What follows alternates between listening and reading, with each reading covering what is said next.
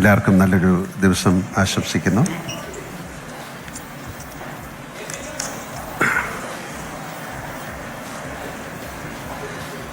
മുൻപ് സംസാരിച്ച വ്യക്തിത്വങ്ങൾ പറഞ്ഞതുപോലെ ക്രിക്കറ്റ് ഒരു കായിക വിനോദത്തിനും അപ്പുറം ലോകം എമ്പാടുമുള്ളൊരു വികാരമാണ്.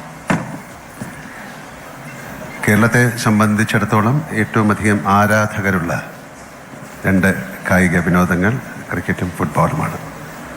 ബഹുമാനപ്പെട്ട മന്ത്രിയും അതിനെക്കുറിച്ച് സംസാരിച്ചിരുന്നു. രണ്ടിൻ്റെ ഏത് മത്സരങ്ങൾക്കും ആവേശത്തോടെയും ആകാംക്ഷയോടെയും കാത്തിരിക്കുന്ന മലയാളികൾ ലോകമെമ്പാടുമുണ്ട്. ലോകകപ്പിലെ മലയാളി സാന്നിധ്യം 1983 ലോർഡ്സിൽ തുടങ്ങിയതാണ്. ഇന്ന് കപിൽ ദേവിൻ്റെ ചെകുത്താൻ കൂട്ടം എന്നറിയപ്പെടുന്ന ഇന്ത്യൻ സ്ക്വാഡിൽ ഉണ്ടായിരുന്ന മലയാളിയായ സുനിൽ വത്സനെ നമ്മൾ മറക്കില്ല. കളിക്കാൻ അവസരം ലഭിച്ചില്ലെങ്കിലും ടീമിലെ സുനിലിൻ്റെ സാന്നിധ്യം അന്ന് മുതലേ മലയാളികളുടെ സ്വകാര്യ അഹങ്കാരങ്ങൾ ഒന്നാണ്. പിന്നീട് ഇന്ത്യ ലോകകപ്പ് നേടിയ ഓരോ തവണയും ടീമിൽ മലയാളി കളിക്കാരുണ്ടായിരുന്നു. 2007 T20 ലോകകപ്പിൽ ശ്രീശാന്ത്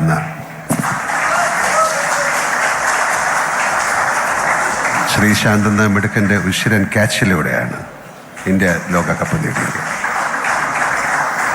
2011 ഇന്ത്യ ലോകകപ്പ് നേടുമ്പോഴും ശ്രീശാന്ത് ടീമിലുണ്ടായിരുന്നു.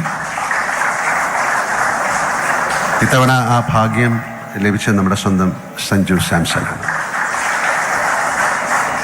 സുനിൽ വത്സൻ കണ്ണൂരുകാരനായിരുന്നെങ്കിൽ ശ്രീശാന്ത് എറണാകുളത്തുകാരനാണ്. സഞ്ജു തിരുവനന്തപുരംകാരനും. വടക്ക് നിന്ന് തെക്ക് വരെ കേരളം ക്രിക്കറ്റിൻ്റെ ലോകകപ്പിൽ ഭാഗമായെന്നാണ് അതിനർത്ഥം. ഇനിയും ഇടവേളകളില്ലാത്ത ഇന്ത്യൻ ടീമിൽ മലയാളികളുടെ സാന്നിധ്യമുണ്ടാകാൻ പോവുകയാണെന്ന് ഞാൻ വിശ്വസിക്കുന്നു. അതിനുള്ള ശക്തമായ തുടക്കമായിരിക്കും കേരള ക്രിക്കറ്റ് അസോസിയേഷൻ്റെ കേരള ക്രിക്കറ്റ് ലീഗ്.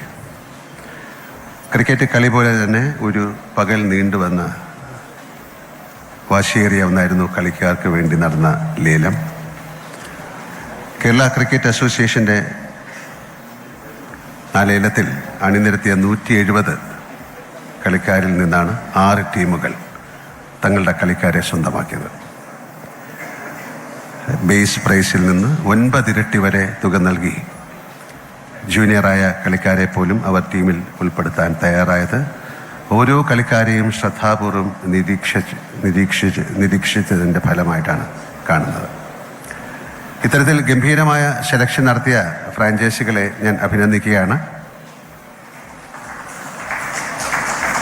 അവർ കേരളത്തിലെ ക്രിക്കറ്റിനെ സ്നേഹിക്കുന്നു. ക്രിക്കറ്റ് കളിക്കുന്ന അതിൻ്റെ ജീവവായുവായ അതിനെ കൊണ്ട് നടക്കുന്ന യുവതലമുറയ്ക്ക് നൽകുന്ന സന്ദേശം വളരെ വലുതും വിലപ്പെട്ടതുമാണെന്ന് ഞാൻ മനസ്സിലാക്കുന്നു. പാടത്തും പറമ്പിലും തീരത്തൊക്കെയായി ഓലമടലും ഓലപ്പന്തുമൊക്കെ ഉപയോഗിച്ച് ക്രിക്കറ്റ് കളിച്ചിരുന്ന ബാല്യമായിരുന്നു ഞങ്ങളുടേത്. ഇതൊക്കെ കേട്ടാൽ ഇന്ന് ക്രിക്കറ്റ് കളിയിലെ തുടക്കക്കാർക്ക് അത്ഭുതമായിരിക്കും. ഇന്നത്തെ തലമുറ ധോണി മുതൽ സഞ്ജു സാംസൺ വരെ കയ്യൊപ്പിട്ട ബാറ്റുകളേന്തിയാണ് കളി പഠിക്കാനിറങ്ങുന്നത്. ഇന്ന് ക്രിക്കറ്റ് പരിശീലിക്കാൻ മികച്ച അവസരമാണ് കേരള ക്രിക്കറ്റ് അസോസിയേഷനും ജില്ലാ ക്രിക്കറ്റ് അസോസിയേഷനുകളും കളിക്കാർക്ക് നൽകുന്നത്. കേരളത്തിലുടനീളം പടർന്നു കിടക്കുന്ന ഗ്രൗണ്ടുകൾ, നല്ല പരിശീലകർ, അങ്ങനെ കുറേ നല്ല കാര്യങ്ങൾ ചെയ്യുന്നതിൻ്റെ ഫലമാണ് ഇന്ത്യൻ ക്രിക്കറ്റിൽ കേരളത്തിന് മികച്ച പ്രകടനങ്ങൾ കാഴ്ചവെക്കാൻ പറ്റുന്നത്. വനിതാ ഇന്ത്യൻ ടീമിൽ ഈ വർഷം 3 മിടുക്കികളാണ് കേരളത്തിൽ നിന്ന് വന്നിട്ടുള്ളത്. മിന്നുമണി, ആശാ ശോഭന, സജന ശ്രീവൻ. കേരള ക്രിക്കറ്റ് അസോസിയേഷൻ്റെ പ്രവർത്തനങ്ങൾ വിലയിരുത്താൻ ഇത് തന്നെ ധാരാളമാണ്. ഒരു കൂട്ടം ക്രിക്കറ്റ് താരങ്ങളെ സൃഷ്ടിക്കാൻ സാധിച്ച കേരള ക്രിക്കറ്റ് അസോസിയേഷന് ഇനിയും ഇക്കാര്യത്തിൽ ധാരാളം കാര്യങ്ങൾ ചെയ്യാനുണ്ട് എന്ന് ഞാൻ വിശ്വസിക്കുന്നു. അതിനവർക്ക് സാധിക്കുമെന്ന കാര്യത്തിലും സംശയം വേണ്ട. അതിന് തുടക്കമാകട്ടെ കേരള ക്രിക്കറ്റ് ലീഗ്. നമുക്ക് ഒന്നിച്ച് ക്രിക്കറ്റ് കളിയുടെ ഓണാഘോഷത്തിന് തുടക്കമിടാം. എല്ലാവർക്കും ആശംസകൾ. ഞാൻ നേരത്തെ പറഞ്ഞ പോലെ അപ്പം എങ്ങനെ നമ്മൾ ഒന്നിച്ചങ്ങ് കളിക്കാനിറങ്ങുകയല്ലേ?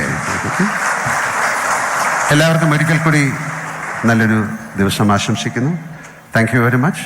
ആൻഡ് എല്ലാവർക്കും ഈ ഫ്രാഞ്ചൈസി എൻ്റെ ഓണേഴ്സിനും ഇവിടെ കളിക്കാൻ പോകുന്ന എല്ലാവർക്കും, പ്ലേയേഴ്സിനും, ഇനി കളിക്കാൻ വരുന്ന ആൾക്കാർക്കും, ക്രിക്കറ്റിനെ സ്നേഹിക്കുന്ന എല്ലാവർക്കും എൻ്റെ ഹൃദയം നിറഞ്ഞ ആശംസകൾ, പ്രാർത്ഥനകൾ. ജയ് Hind. Thank you so much, sir. Mohanlal sir, ലീഗിന്റെ sir, requesting you to please stay നിർവഹിക്കുകയായിരുന്നു back. നടൻ Mohanlal. Thank you so much once again for തിരുവനന്തപുരത്ത് your വിവിധ ചടങ്ങുകളിൽ പങ്കെടുക്കുന്നതിന്റെ ഭാഗമായി എത്തിയതാണ്. അതിലൊരു ചടങ്ങിലാണ് സംബന്ധിച്ചുകൊണ്ടിരിക്കുന്നത് അദ്ദേഹം. ഇപ്പോൾ അവിടെ തടിച്ചുകൂടി വരെ അഭിസംബോധന ചെയ്ത് സംസാരിച്ചു മോഹൻലാൽ.